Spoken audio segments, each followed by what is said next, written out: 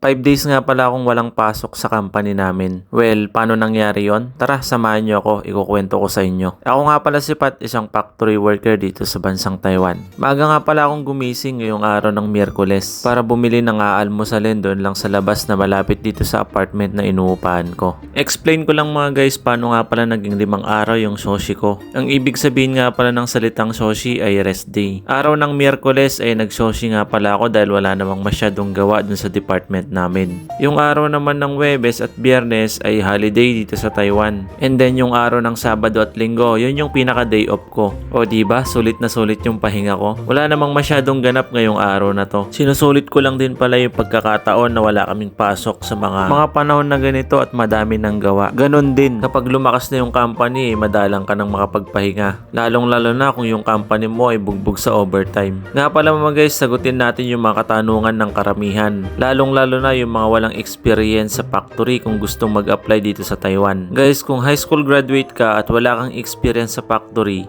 masasabi ko na mahihirapan kang mag-apply dahil ang priority nga pala ng mga agency ay kailangan meron kang experience. Sa mga college graduate naman walang experience sa factory, sa ibang trabaho, try nyo pa din po mag-apply baka sakali na matanggap kayo. Lalong lalo na ay degree holder naman kayo or college graduate. Patungkol naman sa mga merong tattoo mga guys, kung minimal at nakatago yung mga yan, itry nyo po mag-apply baka sakaling matanggap kayo.